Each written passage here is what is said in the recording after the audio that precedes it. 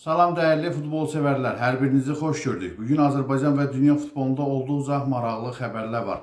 Avrokuboklarda püşkatma mərasimi keçiriləcək və kanalımızda canlı yayında sizlərə təqdim olunacaq. Videonun sona qədər izləsəz bütün güncəl məlumatlardan xəbərdar olacaqsınız. Eyni zamanda maraqlı transfer və ayrılıq xəbərləri var.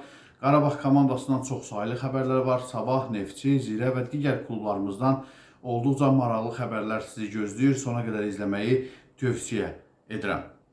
Kanala abunə olun, bildirişlərə açıq tutun. Videonu bəyənməmişsinizsə hələ də bəyənin.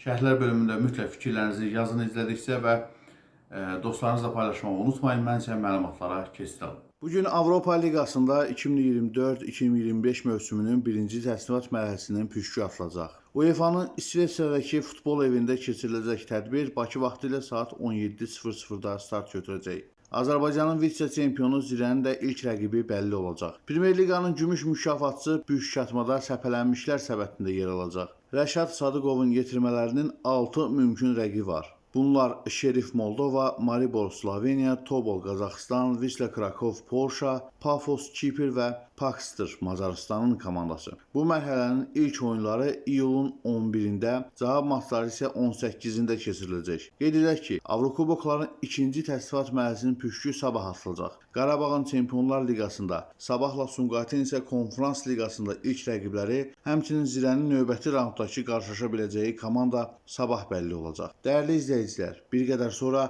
püşkatma kanalımızda canlı yayımlanacaq. Ona görə də kanalımıza abunə olub bildirişləri açıq tutun ki, izləyə biləsiniz. Bir neçə gün öncə Qarabağ heyətini gücləndirdi. Köhlən atlar Yurgordendən Musa Qurbanlını transfer etdi. Ağdam təmsilçisi hücumçu ilə 3 illik müqavilə imzalayıb. Redaksiyamıza daxil olan məlumata görə Qarabağ komandası Musa üçün Yurgorden komandasına 250.000 avro ödəyib. Qarabağın növbəti gözlənilən transferi isə Kadi Borges ola bilər. Amma Kadi Borges Bakıya artıq tək gəlməyəcək. Qarabağın sabiq futbolçusu Kadi Borges subaylığın daşını atıb. Braziliyalı yarım müdafiəçi 28 yaşında ailə həyatı qurub. Kadi toy mərasiminin video görüntülərini öz sosial şəbəkələrində paylaşıb. Qarabağın hədəfində olan futbolçunun keçidi baş tutacağı halda ölkəmizə ailəsi ilə birlikdə gələcəyi gözlənilir. Qarabağ komandası bir qədər gedişdə, yəqin ki, növbəti mövsümdə bu say bir qədər də arta bilər. Qeyd edək ki, 2021-2022-ci illərdə Ağdam klubunun formasını geyinən yarım müdafiəçi hazırda Krasnodarda çıxış etsə də,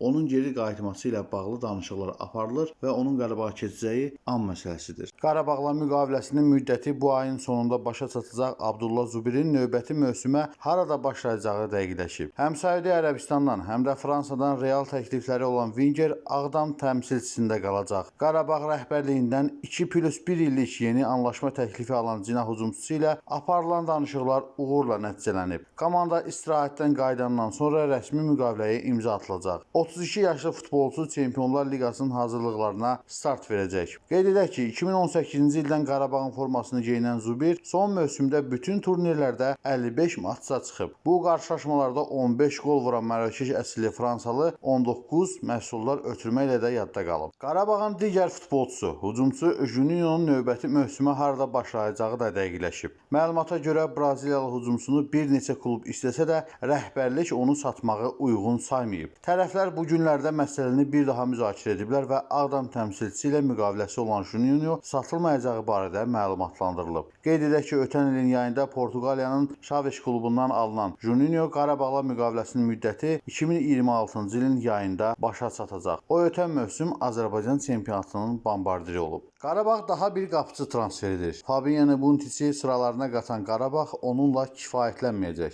Ağdam klubu qarşıdakı günlərdə daha bir qapıcı alacaq. Çempionlar Liqasına hazırlaşan köhlən atlar çoxdandır maraq dairəsində olan əcnəbi kiperlə danışıqları başa çatdırmaq üzrədir. O əsas qapıcı kimi komandaya cəlb olunacaq. Yəni ki, Xorvatiyalı Bunticin keçidi əslində ikinci qapıcı kimi nəzərdə tutulub. Vizyaladan gələn Xorvatiyalı burada ən yaxşı halda Luka Quqaşaşvilini əvəzləyəcək. Hazırda ölkəsinin millisinin heyətində Almaniyada keçirilən Avro 2024-də iştirak edən Gürcüstanlı turnirdən sonra Qarabağla birdəfəlik vidalaşacaq. Qarabağın keçmiş futbolçusu Mahir Əmrəli Dinamo Zaqrebdən ayrılacağı ilə bağlı siqnallar verdikdən sonra onun Qarabağa transfer olunacağı ilə bağlı bağlı müxtəlif iddialar səslənirdi. Bu sualın cavabını onun valideyni Elnura Əmrəli verib. Mahirin anası açıqlamasında bunları söyləyib. Transfer pəncərəsi uzundur. Mahir tələsmək istəmir. İyunun 29-una qədər tətil edəcək. Sonra isə Dinamonun düşərgəsinə qoşulacaq. Qarabağla bağlı xəbərlərimiz davam edir. Qarabağın Avropadakı yeni mövqeyi bəlli olub. Avropanın top komandalarının reytinq siyahısı açıqlanıb. Cədvəldə qitənin 400 klubu yer alıb. Azərbaycan siyahıda 4 komanda ilə təmsil olunub. Ən yaxşısı təmsilçimiz Qarabağdır. Ölkə çempionu 259 xalla